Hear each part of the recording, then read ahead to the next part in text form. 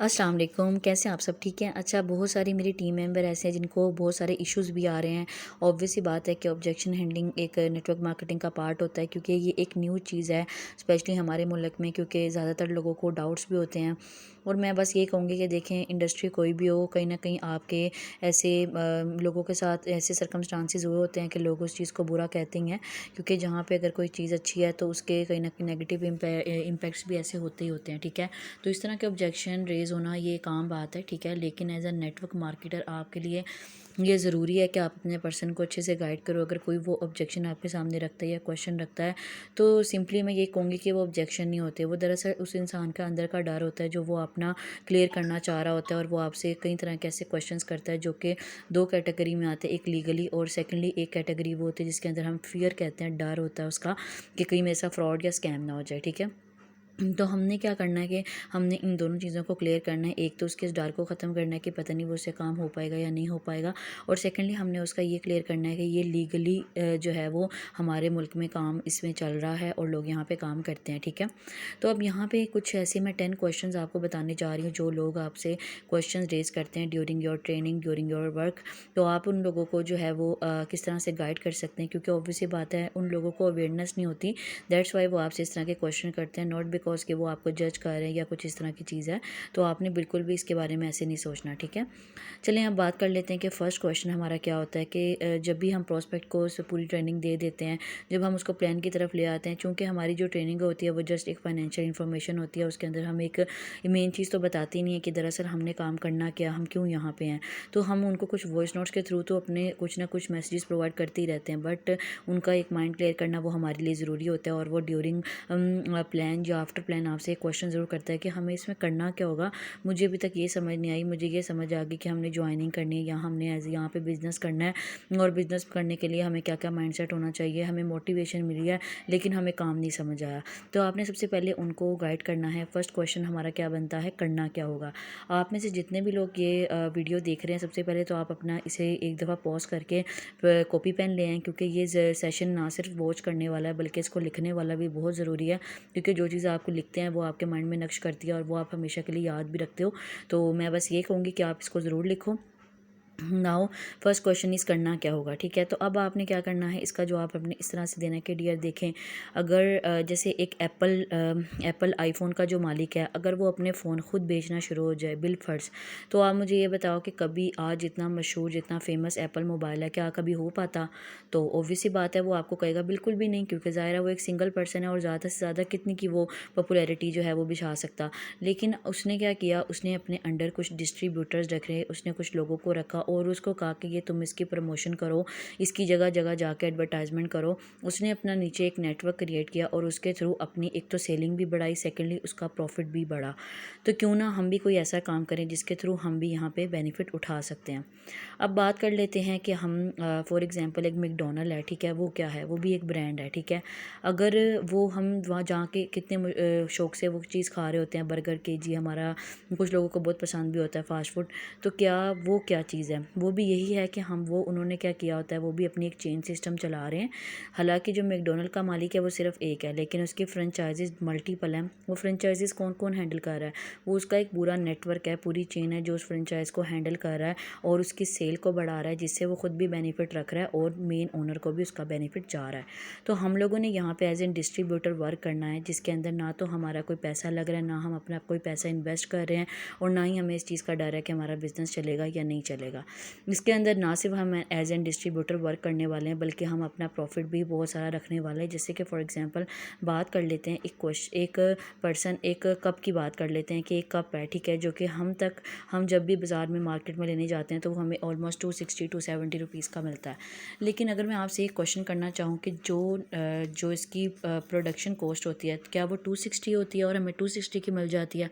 ऐसा नहीं होता, क्योंकि जो उसकी प्रोडक्शन कॉस्ट होती है वो सिर्फ 70 टू 80 रुपीज़ ईजी होती है, बट वो हम तक आते आते 260 या 270 का हो जाता है, जस्ट बिकॉज कि उसको हम तक पहुंचाने के लिए जो सेंट्रल जो पर्सनस होते हैं वो अपना कुछ प्रॉफिट रख जाते हैं। दैट्स वाई वो पर चीज़ हम तक पहुंचने के लिए महंगी हो जाती है। अब बात कर लेते हैं कि वो किस तरह से महंगी होती है कि जब भी जो कप बनाने वाला ओनर होता है वो कभी भी ख़ुद बेचने नहीं आता आपके घर तक अपनी चीज़ को। वो कुछ लोगों को हायर करता है और उनको कहता है कि तुम ये चीज़ मेरी मार्केट में बेचो और ऊपर जितना प्रॉफिट रखना चाहो रखो, और मुझे मेरे पैसे इतने चाहिए होंगे, लेकिन उसके ऊपर जितना भी आप प्रॉफिट रखोगे वो आप खुद रख सकते हो। यानी कि वो आपको ये कह रहा है कि आपने ये चीज़ मेरी अपनी जो है लोगों तक पहुंचानी है। तो सबसे पहले आ जाते हैं हमारे नेशनल डिस्ट्रीब्यूटर, उसके बाद आ जाते हैं हमारे होलसेलर, फिर आते हैं रिटेलर्स और फिर आते हैं हमारे शॉपकीपर्स, और फिर हम आते हैं। दैट्स वाई वो जो 70 to 80 रुपीज़ वाली चीज़ होती है वो हम तक पहुँचते पहुँचते 260 रुपीज़ की हो जाती है। तो ये लोग कौन है बीच में वाले? ये वो डिस्ट्रीब्यूटर्स हैं जिसका ना तो कोई अंदर कोई इन्वेस्टमेंट है इस चीज़ में, ना तो उनका कोई बिज़नेस चल रहा है, लेकिन हम ये कह सकते हैं कि वो एज एन इंटरप्रेन्योर वर्क कर रहे हैं, जो कि एक चीज़ की प्रमोशन करते हुए एक तो प्रॉफिट रख रहे हैं, सेकेंडली वो यहाँ पे जितने भी लोगों को वो फर्दर अपने साथ जोड़ रहे हैं इस काम के अंदर, वो ना सिर्फ उनको अर्निंग दिलवा रहे हैं बल्कि उनसे भी पैसिव इनकम जो है वो जनरेट कर रहे हैं।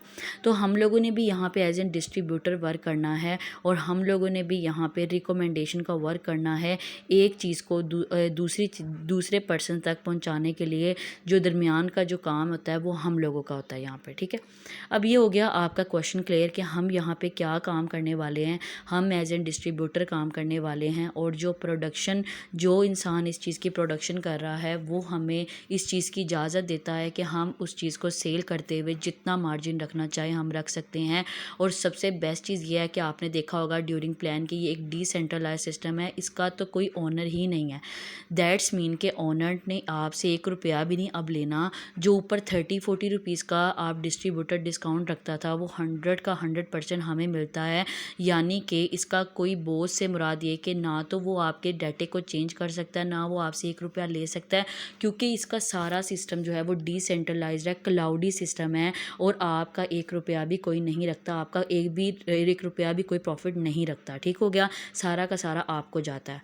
ओके नाउ अब आपका ये क्वेश्चन क्लियर हो चुका होगा। अब सेकंड आ जाते हैं, बहुत सारे ऐसे लोग होंगे जिनको काम की भी समझ आ जाती है, जो उनको काम इतना मतलब वो भी नहीं लग रहा होता, लेकिन उनको ये इशू होता है कि हमारे पास कोई कम्युनिटी नहीं है, लोग कैसे हमारे पास आएंगे, हमारी तो किसी के साथ इतनी बातचीत भी नहीं है, ना हमें आदत है किसी से ज़्यादा बात करने की। ठीक है, तो आपने ऐसे लोगों से सिर्फ एक सवाल करना है, आपने कहना है कि डियर देखें लोग किस तरह से आते हैं, लोग हमारे इर्द गिर्द बहुत ज़्यादा हैं, जस्ट हमें उनकी पहचान आनी चाहिए।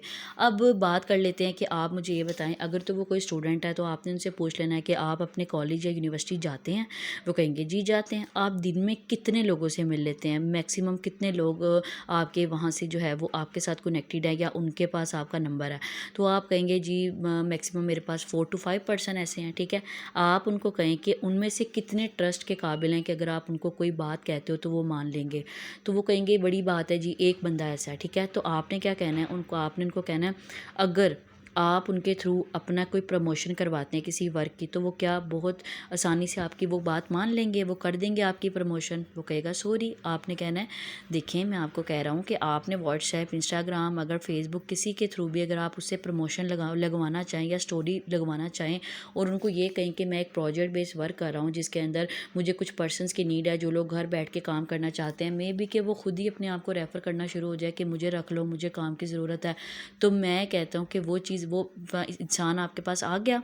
वो कहेगा जी बिल्कुल। आपने कहना अब आप मुझे ये बताएं कि आपके रिलेटिव में कौन ऐसे लोग हैं जिन पे आपको ट्रस्ट है, 2-3 वहाँ से भी निकल आए, आप उनके थ्रू स्टोरी लगवा सकते हो। जी बिल्कुल। फिर आपने पूछना आप मुझे ये बताओ कि आपके जो नेबर्स में कोई ऐसा होगा तो वो कितने लोग हैं। ठीक है, आप मुझे ये बताओ अगर कोई लड़का है तो आप उनको ये पूछ सकते हैं कि आप डेली बेसिस पे जो बाज़ार जाते हैं, मार्केट जाते हैं, कितने लोगों के साथ आपकी इंटरेक्शन होती है, उन लोगों का नंबर आपके पास है। आपके घर इलेक्ट्रीशियन, प्लम्बर आते हैं, उनका आपके पास नंबर है, आप उनके थ्रू स्टोरी लगवाओ।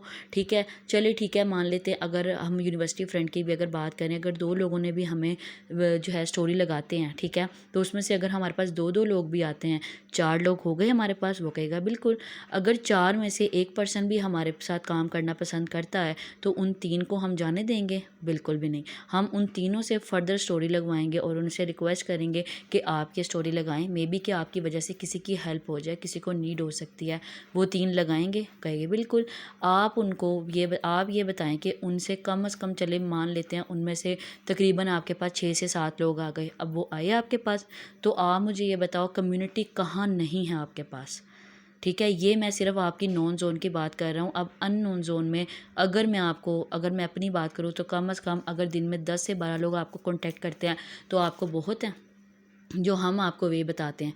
तो आप मुझे ये बताएं कि आपकी कम्युनिटी कहाँ नहीं है। ठीक है, तो आपने इस तरह से उनको गाइड करना है, इस तरह इनको एक सेटिस्फेक्शन भी मिल जाएगी, उनको ये भी पता लग जाएगा कि वाकई इर्द गिर्द के लोग हमारे पास काम नहीं होते। हर इंसान को लाइफ में नीड होती है अपने वर्क की, किसी न किसी चीज़ की, लेकिन जस्ट हमें एक स्ट्रेटजी ऐसी अपनानी चाहिए, एक ऐसा माइंडसेट रखना चाहिए कि ऑटोमेटिकली इंसान को इस तरह की स्ट्रेटजीज़ जो है उसके बारे में सोच आ जाती है। ठीक हो गया। अब ये हो गया आपका सेकंड क्वेश्चन भी कंप्लीट। अब आपने आना है थर्ड क्वेश्चन की तरफ, जो कि अक्सर लोग करते हैं कि मैं इन्वेस्ट नहीं कर सकता। ये एक वजह नहीं है, मैं इस चीज़ को वजह नहीं समझती, क्योंकि जिस इंसान ने जिस चीज़ के लिए पैसे लगाने होते हैं वो लगाता है। जस्ट बिकॉज कि जब तक हम उस चीज़ के अंदर उसको वैल्यू नहीं दिखाते, जस्ट बिकॉज कि हम जब तक उसको ये नहीं बताते कि जो नीड आपकी लाइफ की, जिस वजह से आप ये काम करने आए थे या जिस वजह से आप यहाँ पे ये काम के बारे में देख रहे हो या सुन रहे हो, ये चीज़ वो आपकी पूरी कर सकती है।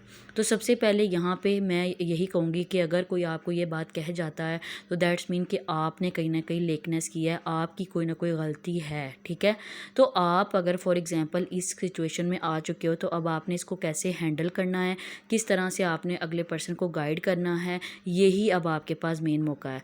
तो जो हो गया सो हो गया। अब यही समझे कि टाइम है कि आप उनको अब गाइड कर सकते हो, क्योंकि ज़ाहिर है मैंने आपको बताया कि पर्सन कभी भी गलत नहीं होता, पर्सन कभी भी नेगेटिव नहीं होता।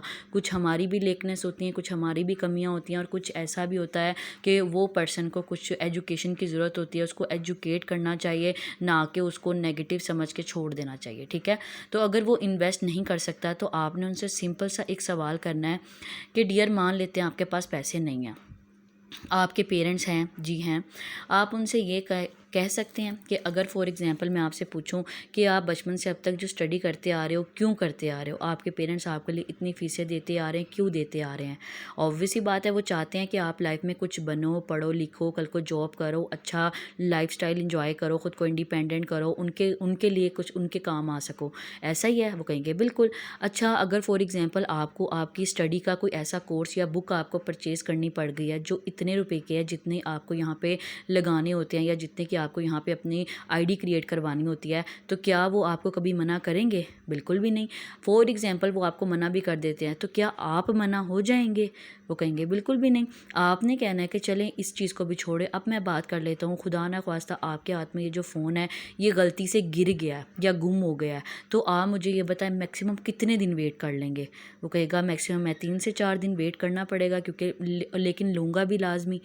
आप मुझे ये बताएं क्यों लेंगे? क्योंकि आपको पता है कि मोबाइल के बगैर आपका गुजारा नहीं है। ठीक है, तो अगर मैं इस काम के बारे में आपको गाइड करना चाहूँ कि ये काम आपके लिए ज़रूरी है, क्यों ज़रूरी है? क्योंकि ये आने वाले टाइम में आपको एक अच्छी अर्निंग देने वाला है, एक ऐसा काम जो घर बैठ के आपको एक अच्छी अर्निंग दे रहा है, ना कोई टाइम कंपल्शन, ना प्लेस कंपल्शन, जिसके लिए आपको ज़्यादा नॉलेज की भी ज़रूरत नहीं है। हर काम आपको जो है वो सिखाया दिया जा रहा है, पूरा प्लेटफॉर्म आपको दिया जाएगा। अभी तो आपकी ट्रेनिंग भी पूरी नहीं है, ये तो आपका फर्स्ट पार्ट था ट्रेनिंग का, अभी सेकंड पार्ट लाजमी है लेना, क्योंकि वो आपके आफ्टर ज्वाइनिंग ही आपको मिलता है, जिसके अंदर हम आपको A to Z सारा काम समझाते हैं। अभी तो जस्ट आपकी फाइनेंशियल इन्फॉर्मेशन कंप्लीट हुई है। तो आप मुझे ये बताओ कि इसके लिए अगर इसको आप वैल्यूएबल समझते हो तो क्या इसके लिए आप सिर्फ इतने से भी पैसे नहीं अरेंज कर सकते? सॉरी डियर, देखें रिस्क टेकर वही होता है जो हर चीज़ को अपने लिए वैल्यूएबल लेकर जाता है। ठीक है, वो ये नहीं सोचता कि वो कभी भी नेगेटिव चीज़ों को नहीं सोचता है, वो हमेशा पॉजिटिविटी की तरफ सोचता है, वो हमेशा उसका कोई ना कोई हल निकालने की कोशिश करता है। अगर आपने एक दिन भी इसके बारे में हल निकालने की सोचा होता तो आपको इसका ज़रूर हल मिलता। ठीक है, मैं ये नहीं कह रहा कि आप झूठ बोलो अपने पेरेंट्स के साथ कि मैंने कोर्स खरीदना है या मैंने कोई बुक परचेज़ करनी है तो आप मुझे दे दो, ऐसा नहीं है। बट आप उनको गाइड कर सकते हो, आप उनको एजुकेट कर सकते हो जिस तरह मैंने आपको किया। अगर पहले दिन मैं भी आपसे इस तरह ही पैसे मांगते तो शायद आप ना देते, लेकिन अब आपको चूँकि वैल्यूज़ की समझ आ गई इस प्लेटफॉर्म की कि लोग कैसे यहाँ पे कमा रहे हैं, किस तरह से ये सिस्टम आपको अर्निंग दे रहा है, तो आई थिंक आप अपने पेरेंट को समझा सकते हैं, उनसे रिक्वेस्ट कर सकते हैं कि मैं एक अच्छी जगह लगा रहा हूँ, आपसे मैं उधार के तौर पे मांग रहा हूँ और इंशाल्लाह आफ्टर 1 मंथ मैं आपको रिटर्न भी करूँगा। और ये बात आपने उनसे करनी है, ठीक है। आपने उनको ये कहना है कि आप बचपन से मेरी पढ़ाई पे इतना इतना पैसा लगाते आ रहे हैं, अगर मैं आपसे छोटी सी अमाउंट मांग रहा हूँ दैट्स मीन कि ये मुझे आगे जाके वैल्यू प्रोवाइड करने वाला है, या आगे जाके मुझे इंडिपेंडेंट करने वाला है, तो प्लीज़ आप मुझे ये दे सकते हैं। यानी कि आप रिक्वेस्ट कर सकते हो। रिक्वेस्ट से मुराद के उनको मैनेज करना, उनको चीज़ों के बारे में बताना, वैल्यू अपनी बढ़ाना और उनको आपने कन्वेंस करना, वो आपका अपना काम होता है। जस्ट बिकॉज कि सबसे पहले आप खुद क्लियर हो इस चीज़ के लेके, फिर उसके बाद ही आप अपने पेरेंट्स को कर सकते हैं। और कभी भी आप मेरे सामने ये क्वेश्चन रखते ही ना कि इन्वेस्ट भी करना होता है।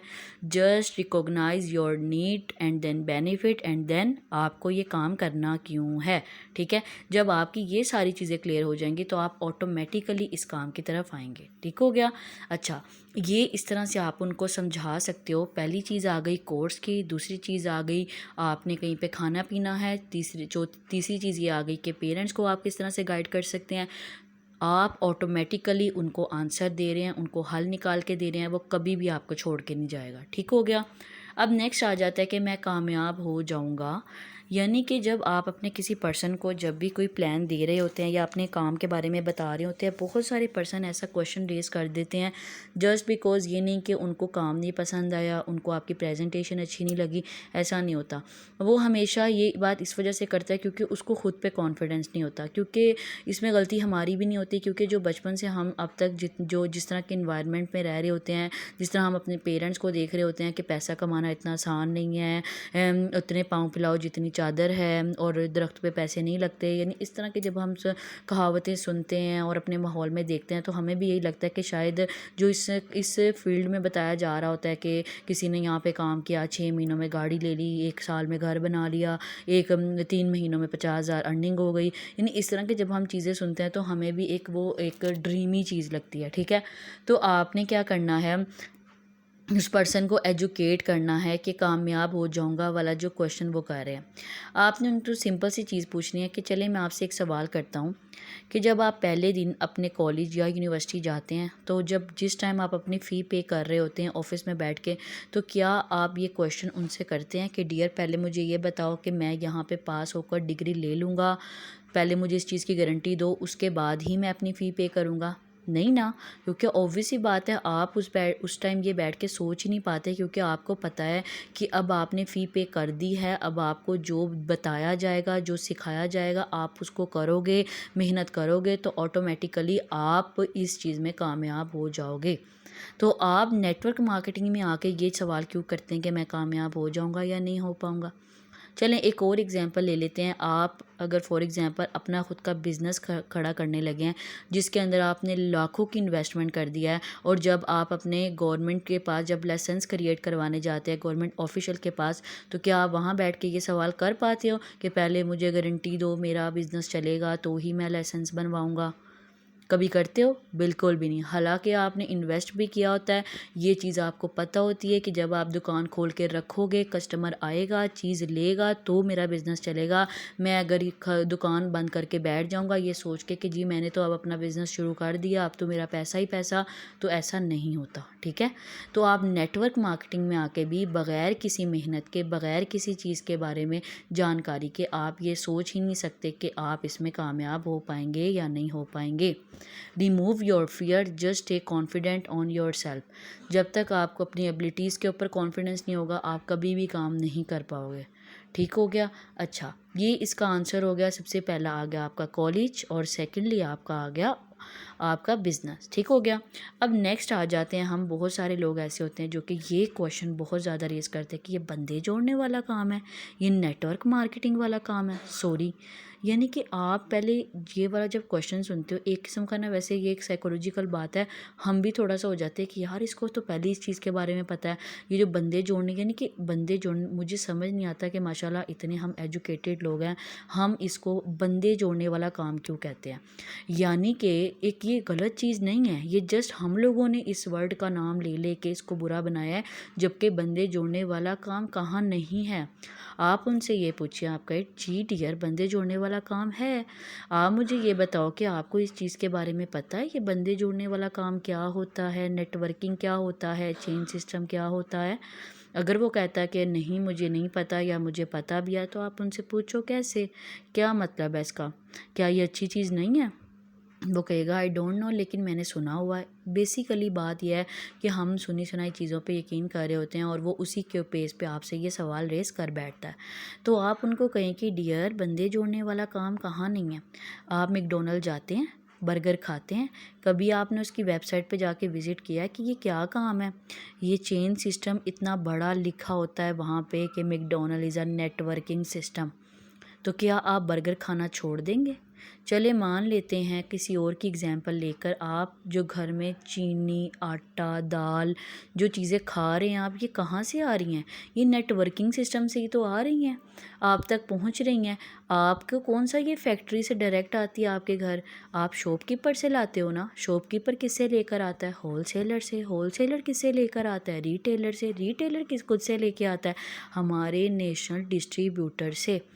तो ये भी तो चेन सिस्टम है, तो खाना बंद कर दो, ये भी तो बहुत गलत काम है। ना ना ना, हर बंदा सेल करके अर्निंग कर रहा है, हम उसको उनको पे कर रहे हैं, क्यों कर रहे हैं, चीज़ हमें अच्छी लग रही है, बेनिफिट नज़र आ रहा है। तो जब हम ये काम करके हम किसी को किसी चीज़ के बारे में रिकमेंड करके अर्निंग करने जा रहे हैं, तो ये क्या गलत चीज़ है, कहाँ गलत चीज़ है इसके अंदर। ठीक है, तो आप इस तरह से उनको एजुकेट कर सकते हो। मैं कहती हूँ आपने उनके साथ कोई गलत बयानी नहीं करनी, कोई गलत चीज़ नहीं करनी, जस्ट एजुकेट देमसेल्व्स। वो ऑटोमेटिकली आपकी बातों की तरफ अट्रैक्ट होंगे, वो आपके पास काम करना पसंद करेंगे जब उनको नज़र आएगा कि आपके अंदर इंफॉर्मेशन है। अगर आप मुझे गाइड कर सकते हो, दैट्स मीन कि आप मुझे सिखा भी सकते हो। ठीक हो गया, just educate yourself. Okay, next question आ जाता है हमारे पास। अक्सर पर्सन ये कहते हैं, अभी उन्होंने प्लान लेकर बैठे होते हैं, अभी उन्होंने ज्वाइन भी नहीं किया होता, तो ये साइकोलॉजिकल बात है कि वो उस चीज़ को अपने फ्रेंड्स, अपने फैमिली मेम्बर्स उनसे डिस्कस करना शुरू हो जाते हैं। मैं एक काम कर रहा हूँ, उसमें ये बता रहे हैं, उसमें कह रहे हैं 3 महीनों के अंदर अंदर मेरी लाख अर्निंग हो जाएगी, ये है वो है। यानी कि वो एक साइकोलॉजिकल बात है, हम लोगों से एक एक्साइटमेंट के अंदर ये बात कह बैठते हैं। तो अब वो हमारे जो जानने वाले लोग होते हैं ना, वो हमसे ये हमसे क्वेश्चनिंग करना शुरू कर देते हैं, पागल हो गया, ऐसा कैसे हो सकता है, ये किधर से सुन के आ गया। यानी इस तरह के क्वेश्चंस हो रहे होते हैं। ठीक है, तो स्पेशली जब हम अपने फ्रेंड्स या हम लोग, हमारा जो बहुत अजीज़ दोस्त होता है, स्पेशली हम उन लोगों के साथ भी इस तरह का ही बात कर बैठते हैं, तो वो हमसे क्या कहता है, वो हमारे बात को सुनना नहीं पसंद कर रहा होता, या वो ये नहीं देख रहा होता कि ये पर्सन कौन सा काम करने जा रहा है, इसमें मेरा बेनिफिट भी हो सकता है। वो आपको एक ही बात कहता है, तू करके देख ले, तुझे अर्निंग आएगी तो बताई, हम फिर कर लेंगे। तो पहली बात तो ये कि अगर आप लोगों में से ज़्यादातर लोग कामयाब होना चाहते हैं इस फील्ड में, तो आपने ऐसे लोगों को इस चीज़ के बारे में गाइडलाइंस प्रोवाइड करनी नहीं है। Just create your value first. जब तक आप कुछ बन नहीं जाते, आप उन लोगों को अपने बारे में बताना छोड़ दें कि मैं ये करने जा रहा हूँ, मैं ये करके दिखाऊँगा, क्योंकि वो लोग हैं जो कि आपको ना तो आगे जाने देंगे और ना ही वो आपको अपने से आगे देख सकते हैं। जस्ट आपने इसके बारे में जस्ट उन लोगों से डिस्कस करना है जिनके ऊपर आपको यकीन है कि वो आपकी बात सुनेगा, वो आपकी बात को समझेगा, वो आपको वैल्यू प्रोवाइड करेगा, वो आपको हमेशा अच्छी एडवाइस दे सकता है। तो आपने जस्ट उनके साथ ये बात करनी है। और आप अगर फॉर एग्जांपल उनमें से भी कोई आपसे इस तरह का क्वेश्चन रेस कर लेता है, तो आपने उनको कैसे गाइड करना है मैं आपको बताती हूँ। आप उनको ये कहें कि डियर, आप मुझे ये बताएं कि जब आप पहले दिन अपने कॉलेज या यूनिवर्सिटी या स्कूल जाते हो, तो आप क्लास अटेंड करने से पहले अपने किसी फ्रेंड को ये कहते हो कि तुम पहले करके देख लो, तुम क्लास अटेंड करके देख लो, पेपर दे के देख लो, अगर तुम पास हो जाते हो तो मैं कर लूँगा, मैं ये डिग्री कंप्लीट कर लूँगा। अगर कभी आप ये कहते हो, क्योंकि आपको पता है सेम क्लास में बैठ के कुछ लोग ऐसे भी होते हैं जो टॉप कर जाते हैं और कुछ ऐसे लोग होते हैं जो फेल हो जाते हैं। तो इसमें गलती किसकी होती है, उसमें गलती ना तो टीचर की होती है ना इंस्टीट्यूट की होती है, उसमें गलती हमारी होती है। या तो ये तो हम पे डिपेंड करता है कि अब हमने अपनी वैल्यू को क्रिएट करना है या गिराना है। तो आप इस चीज़ के बारे में जजमेंट कैसे कर सकते हो मेरी वजह से? अगर मे बी कि मैं उतनी मेहनत ना कर पाऊँ, मे बी कि मेरे अंदर वो एबिलिटीज़ ना हो जो आपके अंदर हो, तो आप मेरी वजह से अपनी एबिलिटीज़ को क्यों जज कर रहे हैं? फिर आप उनको ये गाइड करो कि डियर देखें, मैं आपको सिंपल सी एक एग्जांपल दूंगा कि यहाँ पे ये एक ऐसा सिस्टम है जहाँ पे आपको बेनिफिट्स बहुत ज़्यादा हैं। अभी मेरा खुद का स्टार्टर है, मुझे यकीन है कि मेरा सीनियर अगर यहाँ पे अपनी टीम बनाकर काम कर रहा है, इतनी अच्छी अर्निंग कर रहा है, तो वो मुझे भी सिखाएगा और मैं ये करके रहूँगा। बट जिस टाइम पे मैंने आपको अप्रोच किया उस टाइम पे मेरे पास टाइम भी है, मेरे पास अभी टीम नहीं है, तो मेरा सीनियर जैसे मुझे सिखाएगा मैं आपको वो अच्छे से गाइड कर सकता हूँ। लेकिन अगर फॉर एग्ज़ाम्पल आप मेरा इंतज़ार करते रह गए और मैं अच्छी एक पोजीशन पे पहुँच गया एक टाइम के लिए, तो आप मुझे ये बताओ कि क्या मैं आपको उस तरह का टाइम, उस तरह का रिस्पॉन्स दे पाऊँगा? क्योंकि उस टाइम पे मेरी टीम काम कर रही होगी, मुझे पता होगा मेरा नेटवर्क काम कर रहा है, तो मुझे मे बी कि मैं आपको टाइम ही ना दे पाऊँ। मे बी कि आपको मैं जो इस टाइम पे स्किल सिखा सकता हूँ, मे बी कि उस टाइम पे ना सिखा सकूँ। तो आप मुझे ये बताओ कि आपके लिए क्या चीज़ बेनिफिशियल है, ये वाली या वो वाली? तो आप उनको इस तरह से एजुकेट करो। फर्स्ट आप उनको ये बताओ कि फर्स्ट है आप अपने फ्रेंड को क्या कहते हो, कह सकते हो ये वाली चीज़ जो आप मुझे अभी कह रहे हो। और सेकेंडली आप उनको इस चीज़ के बारे में समझाओ कि ज़रूरी नहीं है जो एबिलिटीज़ मेरे अंदर है वही आपके अंदर हो। ज़रूरी नहीं है कि आप जो बात कर रहे हो, जो चीज़ मैं कर रहा हूँ, उससे जो फ़ायदा होगा आपको भी वही होगा। मे बी कि आप मेरे से ज़्यादा अच्छा काम कर पाओ। थर्डली आप उनको इस चीज़ के बारे में गाइड करो कि अभी यही टाइम है कि अगर आप मेरे से सीखना चाहते हो, आप आओ मेरे साथ काम करो, इकट्ठे दोनों कामयाब होते हैं, इकट्ठे यहाँ पे अच्छा अपना नाम बनाते हैं। ठीक हो गया। नाउ नेक्स्ट पे आ जाते हैं। हाँ, अब यहाँ पे ये सबसे मेन चीज़ है, यानी कि जो ज़्यादातर स्टूडेंट्स होते हैं और उनको बहुत सारे डाउट्स आ जाते हैं ड्यूरिंग ट्रेनिंग, लेकिन वो आपसे कह नहीं पाते। सबसे बेस्ट चीज़ ये होती है नेटवर्क मार्केटिंग के अंदर आपने उनके साथ बॉन्डिंग बना के रखनी है। उनसे अपनी ट्रेनिंग के दौरान भी कुछ ऐसे सवालात किया करें जिससे आपकी उनके साथ कन्वर्सेशन हो। और 1 to 1 कन्वर्सेशन से मुराद ये कि एक आपकी बॉन्डिंग बनने लगती है। और नेटवर्क मार्केटिंग सेलिंग का काम नहीं है, इसके अंदर रिकमेंडेशन का काम होता है। रिकमेंडेशन वो होती है जिसके अंदर आप अपने पर्सन के साथ रिलेशन बिल्ड करते हैं। अब रिलेशन बिल्ड करने का सबसे बेस्ट फार्मूला ये है कि आप उनके साथ अपनी ट्रेनिंग के अलावा भी बातचीत किया करो। थोड़ी बहुत स्टेटस का कुछ रिप्लाई कर दिया, कुछ उनके साथ ऐसी बातें कर ली रियलिटी बेस्ड, कुछ उनके साथ अपनी स्टोरी सुना दी जिससे वो इम्प्रेस होते हैं और वो आपके साथ काम करना पसंद करते होते हैं। लेकिन अगर आप उनको सिर्फ ट्रेनिंग ट्रेनिंग ट्रेनिंग के बारे में ही गाइड करते जाओगे तो वो कभी भी आपकी बात नहीं सुनता। तो आपने ऐसे पर्सन को कैसे गाइड करना है? वो आपको ये अगर ऑब्जेक्शन रेज़ करता है कि मैं टाइम नहीं मैनेज कर पाऊँगा, तो आप उनको सिर्फ सिंपल सी एक चीज़ बताओ। आप कहो कि डियर आप मुझे ये बताएं कि बिलफर्ज आप अपना कोई बहुत इंपॉर्टेंट काम कर रहे हो और आपका कोई फ्रेंड जो बहुत अजीज़ आपको आपके घर आ जाता है और आपको कहता है कि मुझे बहुत भूख लगी है, चल इकट्ठे चलते हैं और खाना खा कर आते हैं। तो क्या आप उस टाइम पे उसको टाइम देना पसंद करोगे या फिर अपने ही काम में लगे रहोगे? ऑब्वियस सी बात है कि वो पर्सन आपके लिए इम्पोर्टेंट है, उसकी वैल्यू है आपकी लाइफ में, दैट्स वाई आप उसके लिए टाइम निकालोगे कुछ भी करके। अगर आप में से कुछ लोग ऐसे भी हैं जो रिलेशन में होते हैं, आपका कोई बहुत अजीज़ है जो कि आपके लिए टाइम निकालता है, अगर आप और वो आपको भी कहता है टाइम निकालने को, आपका बहुत बिजी स्केड्यूल चल रहा है, चाहे कुछ भी है, आप यूनिवर्सिटी जा रहे हो आ रहे हो या कहीं भी कॉलेज में स्कूल में आ रहे हो जा रहे हो, कहीं बाहर आपका आना जाना चल रहा है, लेकिन आप उसके लिए टाइम मखसूस करते ही करते हो बिकॉज उस पर्सन की आपके लाइफ में वैल्यू है। सॉरी टू से बट मुझे इस तरह की एग्जांपल्स देनी पड़ रही हैं जस्ट बिकॉज कि मैं आपको अच्छे से गाइड कर सकूं। अब स्पेशली बॉयज़ की बात कर लेते हैं कि अगर आपका कोई प्रोस्पेक्ट बॉय है तो आप उनसे पूछो कि काफ़ी ट्रेंड पीछे चल रहा था पबजी का, टिकटॉक आजकल काफ़ी फेमस है, तो आप में से बहुत सारे आप में से लोगों आप में इन दोनों में से कोई ऐसी चीज़ होगी जिसके लिए आप बहुत ज़्यादा यानी कि क्रेज़ होगा आपको। ठीक है, आप उनसे ये पूछ सकते हो कि चलें आप मुझे ये बताएं कि आपकी हॉबी क्या है। अब हॉबी आपने पूछ लेनी है, मे बी कि वो आपको बताए मेरी पेंटिंग है, या मे बी वो आपको बता दे कि हाँ टिकटॉक ही मुझे पसंद है मैं देखता हूँ। या आप उनसे ये पूछ सकते हैं कि आप टिकटॉक देखते हैं, या आप उनसे ये पूछ सकते हैं कि आप पबजी खेलते हैं। पहले आप ये क्वेश्चन करें, अगर तो वो आपको रेस कर देता है देन आप उससे ये पूछ सकते हैं कि आप मुझे ये बताएं आपकी हॉबी क्या है। फिर आपने ये पूछना है कि डियर ऐसी चीज़ों के लिए हम टाइम निकालते हैं क्योंकि ये हमारा क्रेज़ है, हमें पसंद है, इनकी वैल्यू हम अपनी लाइफ में रखते हैं, जबकि ये हमारे लिए एक बिल्कुल वेस्ट ऑफ टाइम है जैसे बाकी लोग करते हैं। अब ये एक टाइम आ गया है कि हम अपने बारे में ख़ुद ही सोच सकते हैं जिस तरह का हमारे हालात चल रहे हैं। तो अगर आप उनके लिए टाइम निकाल सकते हैं, एक ऐसा काम जो कि आपको एक अच्छा फ्यूचर दे सकता है, आपका फ्यूचर सिक्योर कर सकता है, तो आप उसके लिए टाइम नहीं निकाल सकते? डियर टाइम हर कोई निकाल लेता है। हम खाने पीने के लिए निकाल लेते हैं, हम पहनने ओढ़ने के लिए निकाल लेते हैं, हम इवेंट्स अटेंड तक करने के लिए निकाल लेते हैं, बट हम इन काम के लिए इस काम के लिए नहीं निकाल सकते। तो सॉरी, मैं इस चीज़ को नहीं मानता।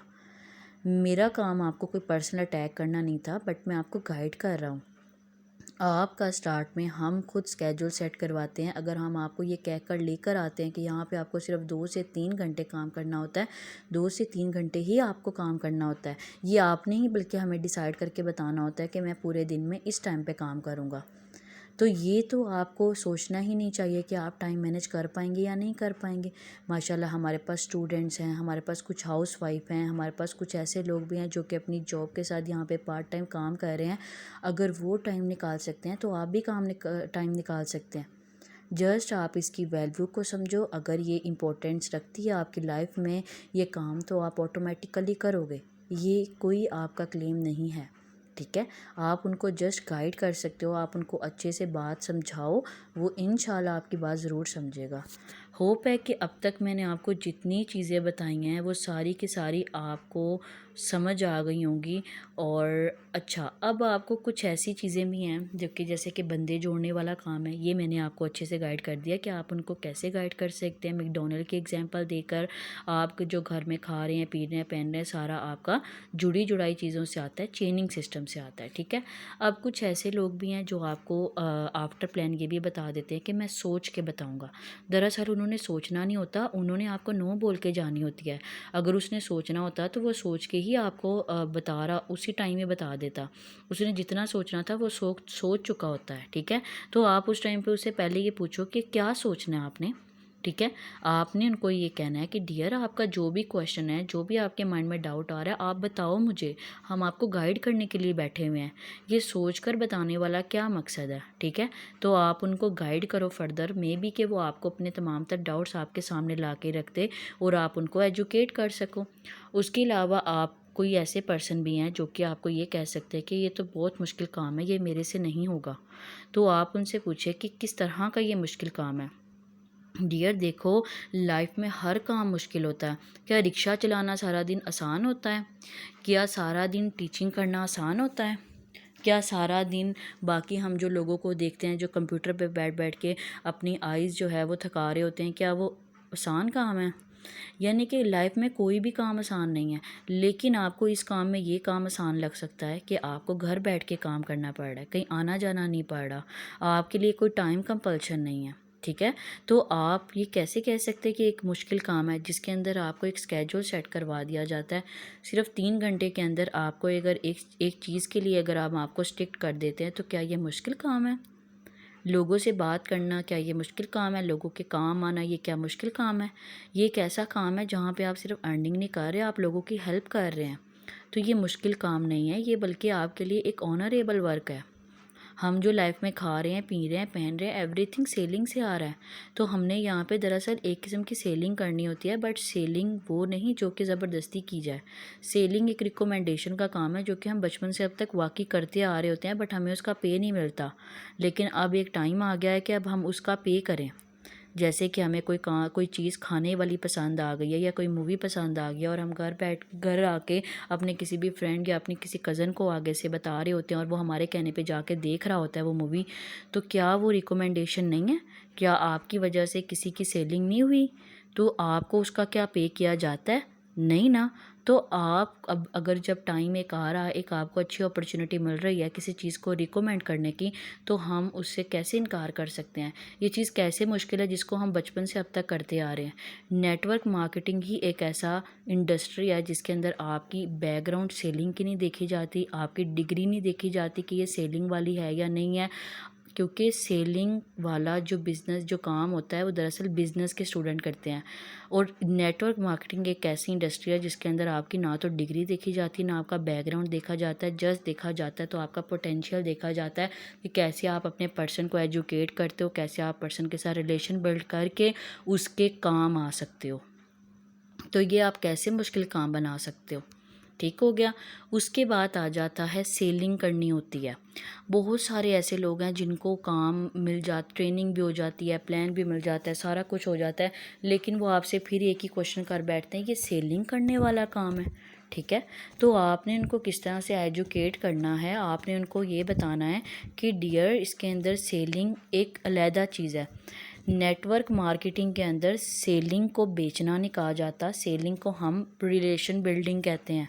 एक ऐसी रिलेशन बिल्डिंग जो कि हम अपने किसी फ्रेंड, अपने किसी बहुत ख़ास इंसान के साथ रखते हैं। क्या रिलेशन बिल्डिंग करना गलत चीज़ है? क्या रिलेशन बिल्डिंग करना कोई मुश्किल काम है? Just for the sake of your mouth of words, आप अपने जो माउथ से जो आप वर्ड्स निकालते हो किसी के लिए, वो पर्सन आप या यही एक आपका वे है जिसके थ्रू एक या तो आप पर्सन के साथ अपने रिलेशन को अच्छा कर सकते हो या बुरा कर सकते हो। अगर इसके थ्रू आपको किसी के साथ रिलेशन अच्छा करने का कहा जाता है तो क्या ये मुश्किल चीज़ है?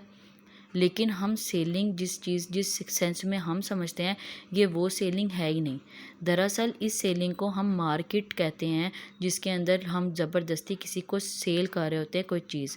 बट हमने यहाँ पे रिकमेंडेशन का काम करना होता है। रिकमेंडेशन से मुराद होता है किसी को सजेस्ट करना, ना कि बेचना। अगर हम अपनी चीज़ में किसी को कोई क्वालिटी दिखाते हैं, कोई बेनिफिट दिखाते हैं, लोग ऑटोमेटिकली आपकी बात को सुनते हैं, ऑटोमेटिकली आपकी तरफ अट्रैक्ट होते हैं। वो समझते हैं कि ये हमारे बेनिफिट में है। तो यहाँ पे सेलिंग का काम तो आता ही नहीं है। ठीक हो गया। तो आपने कैसे एजुकेट करना है, अगले से दोबारा से सुन लें कि नेटवर्क मार्केटिंग में इसे सेलिंग नहीं, इसे रिकमेंडेशन का नाम दिया जाता है। और इस रिकमेंडेशन को हम बचपन से अब तक करते आ रहे होते हैं। और सेकेंडली आप उनको ये कह सकते हो कि दरअसल ये सेलिंग बेचना नहीं होता, ये एक रिलेशन बिल्डिंग का काम करना होता है, जो कि एक मुश्किल चीज़ नहीं है। थर्डली आप उनको ये कह सकते हो कि इन दोनों चीज़ों के थ्रू आप पर्सन की एक तो बेनिफिट कर रहे हो, बेनिफिट दे रहे हो, आप किसी के काम आ रहे हो, तो क्या ये गलत चीज़ है? तो डियर इसको हम सेलिंग नहीं कह सकते, हम इसको रिकमेंडेशन कह रहे हैं, क्योंकि हम यहाँ पे एज एन एंटरप्रेन्योर वर्क कर रहे हैं और हमारा काम बेचना नहीं है।